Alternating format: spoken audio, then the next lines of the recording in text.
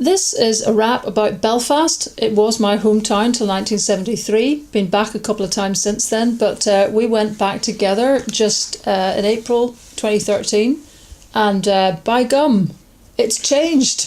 And the first thing we can actually say about the thing that's changed most, and the thing that blew us away, was the Titanic. This is not to say the Titanic has been resurrected, in case you've kind of been on another planet. This is you can't even call it the Titanic Museum.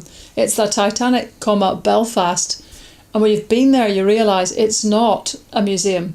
To say it's an attraction is wrong, because people died in the Titanic, and everyone sort of struggles to find a thing to call it.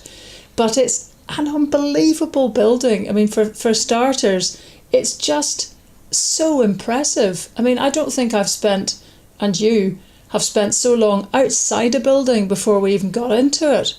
It's apparently the height that the Titanic was. It's located on the dock where it was built and from which it was launched. It's the gleamingness of it, the shimmeringness of it is very like the iceberg that finally sank it. And the interior, there's 9 galleries and 4 floors.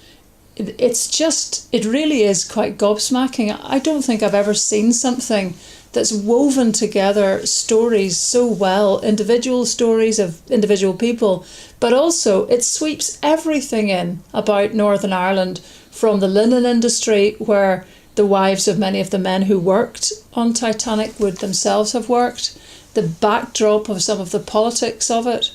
I mean, it's actually so cleverly a way to understand the baseline of Northern Ireland society in the Edwardian era, using the prism of the Titanic.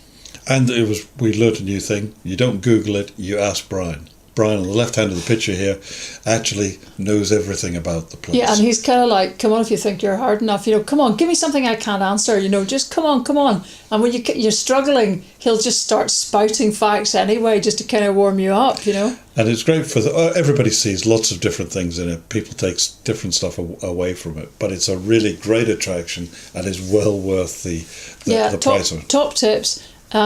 Don't skip the shipyard ride in the middle of it, even if there's a queue. Just stand in the queue and go in it, because it's quite amazing. Get there early. Book in advance and get there early is total top tips. We also didn't actually even do the full thing. I then realised we spent about 2 or 3 hours just in the Titanic main building. But we could have gone on a special tour that goes 3 times a day from the main entrance, that takes you actually down into the dry dock itself, into the pump house, into the drawing room, which I imagine would have been pretty amazing. And if you're listening to this sort of thinking, this is really rather macabre, and I neither liked the film nor kind of into the whole thing, I share that reservation. I've never seen the film yet and still have no desire to see the recent film. But when you just take in the epicness of the construction effort, and you realise how the sinking of the ship didn't just end so many lives and create this kind of epic one word that symbolises a boat like no other, but it kind of ended an era for Northern Ireland. It must have been the most incredible shock to the system for that to disappear. And if you want to go and see some really modern stuff in terms of like the retail experience, then we zipped over to Victoria Square, which is, again, amazing place to go and see lots of Belfast from atop this thing that looks kind of like some sort of mini Reichstag, I thought. Yeah, that's right. It was just. I mean, sort of effortlessly ambitious, sitting in the middle of things. And again, you sort of think shopping mall. I don't think so. But the clever thing about this one is it's actually open at both ends. So it's just a continuation of the street. And instead of having that thing where, it feels like these places are over ventilated, cut off from their surroundings, Victoria Square is just a thoroughfare. There's directions to other streets out of it. And there's a very bustling kind of young feeling about it. It was really surprisingly quite impressive. Yeah, and the city is divided up into various quarters: the Cathedral Quarter, the Arts Quarter, etc., Titanic, and it's a great place for actually walking around. Everywhere you go, there's what they would call a visual reward. You could look down different alleys and everything, see lovely buildings. There's fantastic open air art. There's always funny signs, murals, bits and pieces, Banksy would love the place. Banksy would have his lunch at Made in Belfast. He very possibly would. What a barkingly strange but Yeah, wonderful well, there's place. many barkingly strange places like this. You're seeing it. It's almost impossible to describe it. But it's just the kind of effortless eccentricity. Also, actually echoed at a place called the Dock beside the Titanic, which was just quickly snapped up while there was a lot of flux around building by the chaplain to the Titanic Quarter, who's made it a sort of drop-in centre. It operates on an honesty box basis. So guilt-tripped middle-class people pay too much. Some of the kids don't pay at all. It all evens out. And while we were there, we were sort of sitting slightly gobsmacked as kids who come in from the neighbouring college were sitting in one corner with two policemen walking in and ordering chamomile teas. And you're sort of left struggling thinking, can this be Belfast? Yeah, and it's such a change, I think, from the Belfast that all of us kind of vaguely had in the back of our minds, which was full of the troubles. So I don't know how there is any easy way to come up it. We actually did one of the famous black cab tours, but it was the Paddy Campbell famous black cab tour. Now, have you got that right? I have absolutely got that right, looked it up, and our guide was... Tom Hanna. That's correct. So you're looking at me like it's a test here. But yes, and I should say, I mean, again, it's difficult this because the city was always like this. There was three worlds. There was a city centre. There's the areas where there are so-called peace lines, the peace wall, the trouble, the tension, the continuing conflict, the incredible defensive identity, people who have not left the area for maybe 10 years, people who don't even go into the city centre because it's off limits, particularly for Catholic areas.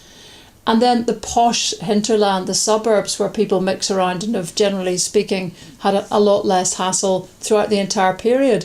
And depending on which bit you're in, you have a completely different experience of life.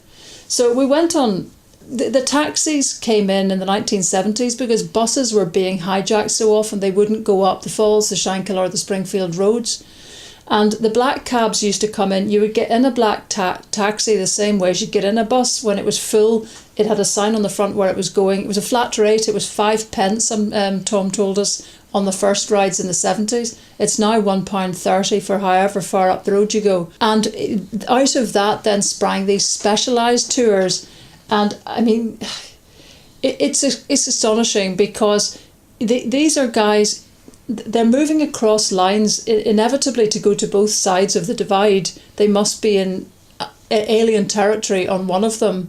And Tom was hilarious at the beginning, sort of explaining, if you didn't know, how it is that you can tell at a glance where you are in territorial terms, which clearly matter a lot for his security. And yet I think he and all the other taxi drivers felt like they were accepted on both sides wherever we went. I think that's partly because they're local. I mean, even if they're on the wrong side, they're not guys from the suburbs who know nothing about it. They're people who have been through the mill one way or another. They've all lost people. They've all lost family. He was joking with us at one stage and I thought, I can't actually believe this is happening. With other guides that we were meeting, he was saying, oh, do you know that guy there, used to organise the boys up the road, and somebody else would sort of say, hey, weren't you in prison for 10 years last decade? And I mean, this may even not come across well now as a cold start, because it's extraordinary the degree to which the thing that could not be spoken about can now be sort of joked about in a certain kind of way. Yeah, and it's true. It was a great deal of crack. Lots of people ended up having lots of laughs all the way through it. Very personal. It's sort of poignant at points, because you're at some points where there have been effectively shrines to everybody that was killed, whether they were in the conflict actively or just bystanders. And the next minute, from those very poignant moments, you're going straight to, the International Wall, which is, again, got depictions of the hunger strikers and so on. But then suddenly there's a whole gallery of 4 guides happening with black taxi rides, and they're all cracking away with each other and who's the best guide and all this kind of thing, and people are talking from the passing cars in the street, and even at traffic lights one guy motions to bring down the window and starts basically taking the mickey out of Tom. It's unbelievable. Inevitably, whichever cab you're in, you're going to be with the second best guide to tourism in Belfast. Just accept that. That's just par for the course. The other thing is we kind of pull this all together and try to let you get away to go and do whatever you want to do.